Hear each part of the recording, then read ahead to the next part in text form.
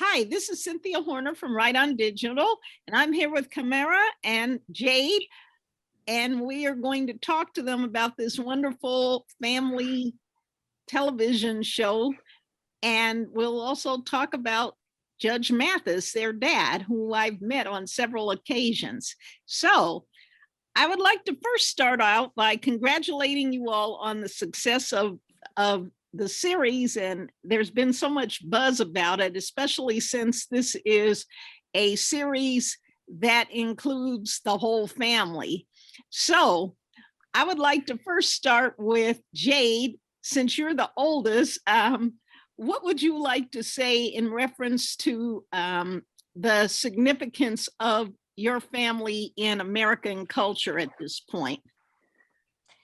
Thank you for having us, Cynthia. And I would like to say, I think that's a wonderful question, because I think watching this show, every viewers are going to be able to relate to at least one family member, because, you know, they're the siblings, they're four children, and there are two parents, and then there's spouses on there as well. But we are going through real life issues that are relevant right now in the Black community. You know, we're talking about LGBTQ issues. We're talking about mental health, marriage and divorce, just different things that I think someone can take away from at least one person, or a lesson that they can take away from at least one person when they watch the show, and particularly issues that are usually, I think, hushed in the Black and Brown community. We're bringing and shining a spotlight on those issues, but you're seeing us deal with them in such a healthy way, in a mature way, in a loving way, and coming to conclusions at the end. So I think it's just going to be America's going to be able to see a show that is like refreshing, and people that they can actually relate to. That's a wonderful answer. Camara, would you like to add on?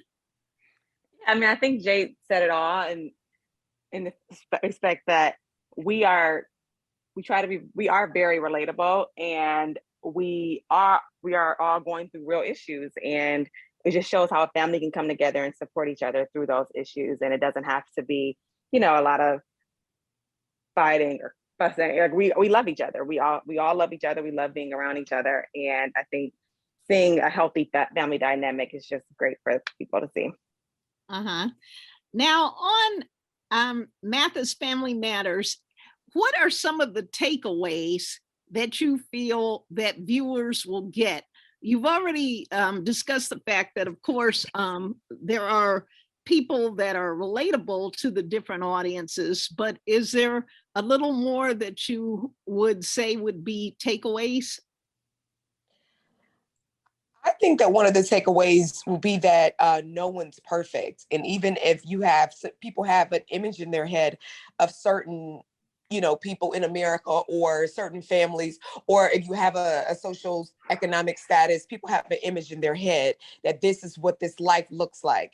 And I think people are going to take away that at the end of the day, we're all human. We're all living this life and doing this journey together. So no one is exempt from anything. You're going to see us make mistakes. You're going to see us flaw. You're going to see us waking up in the morning, with our natural face a lot of times. You're going to see probably something that people have a preconceived notion about, and you'll look and watch the show and say, oh, okay, everyone is human. And that's something that I hope people take away. Okay. Camara, do you have anything else that you would like to add? Yeah, I think, like I share in the show, I share a lot about my journey becoming as a mother. And I just want moms to be able to work, especially working moms, to be able to watch the show and relate to me and see that I know on social media or everyone's life looks perfect, especially when they have, a family and little kids, but it's a lot. I know there are a lot of moms struggling, and I think a lot of moms can relate to my story. Yeah, and your nickname is Mama. So talk about your nickname and how it derived. Yeah, so when I was younger, they used to call me Mama Mathis because I used to boss my brothers around so much. They were, I would say, terrors, especially to me. Like, they used to take my dolls and like rip their heads off and cut their hair. And so I was like the boss of them, trying to like get them in order. And I would, basically boss them around like they were my kids. And so I think I used to always they used to always say, she just thinks she's our mom. So I was my mom's little helper. Cute story. And also, you mentioned earlier that mothers will be able to really relate to what they're seeing on the series. And can you talk about mothers for a little bit? Because moms have so much responsibility. Many moms are working, they're also nurturing their children. In some cases, they're single moms, so therefore they are the head of the household. What are some of the challenges that you think today's moms are actually facing that people may not really be cognitive of? I mean, being a working mom is really, it's tough. I mean, the mom guilt, you feel like you're not there for your kids enough, but then when you're at work, but when you're not at work, you feel like you're not there for your job. So just being able to balance life in general and then having time for yourself to make sure that you are still thriving, because if you're not healthy, then you aren't there for your kids as much. So, I think it's just like being able to balance it all in today's society is just basically a fallacy. And so I try to just make sure moms understand that you don't have to, everything's not going to be perfect all the time. You're not going to have everything 100% balanced all the time. There's going to be ups and downs, and that's okay. We all go through it. And I think it's important just people to realize that they're not alone. Like, being a mom is tough. It's the best job in the world, but it's also the most difficult job. But you're not alone, and you have people that relate to you. And I think that's important for everyone's mental health. And you know what else is important about that? A lot of times kids place unreasonable demands on their parents. And they expect moms to be super moms. They want the perfect meal. They want to be able to have everything that they want, get to go on all the field trips, get to have whatever clothes they want. And moms are not capable of necessarily providing all of that. So I think that kids need to understand and appreciate the moms out there that are really doing their best. Yes, for sure. And I think that's where a lot of mom guilt can come from as well. Like, you have these expectations from society and then also from your children. And Right. So you try to fulfill those, everyone wants to be the best mom they can be. I honestly believe, but there's a lot that goes into it. So. Right. Now, Jade, since you're the oldest, it says that you are very similar to your dad. So can you talk about your dad for a minute? Because he is just such an awesome figure.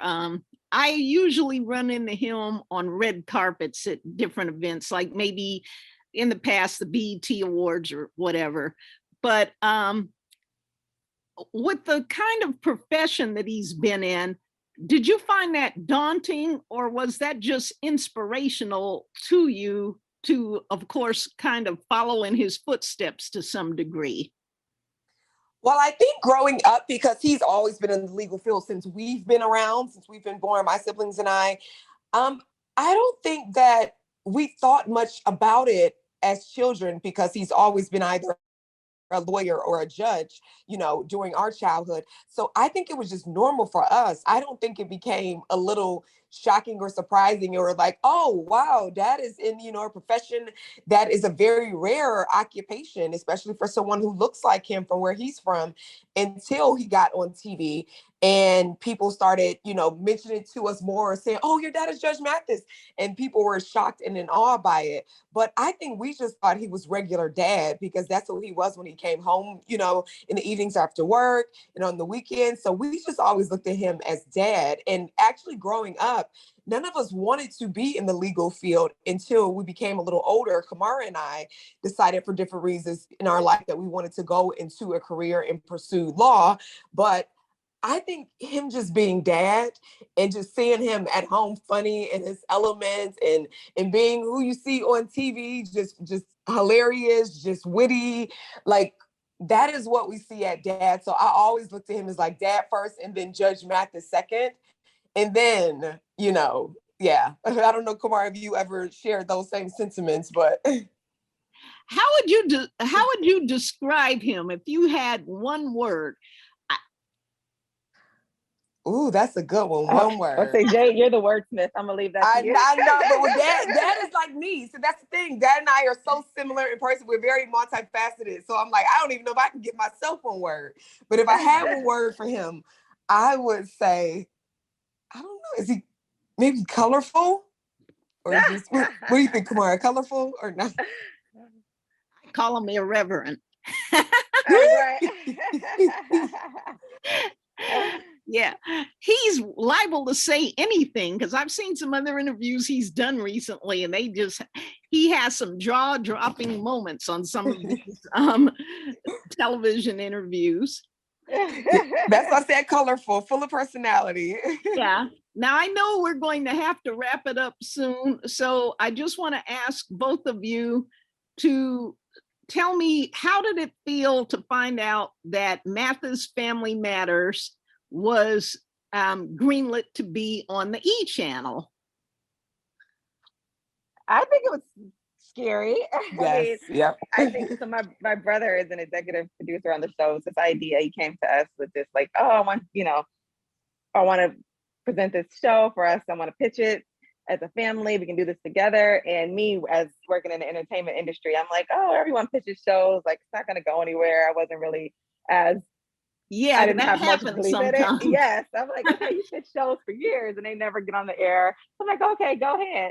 So when I heard it was greenlit, I think I was kind of shocked and just like, okay, so we really have to do this, but I was also excited because it's definitely a new opportunity. And I think it's something that the world, it's to put some good out into the world. So.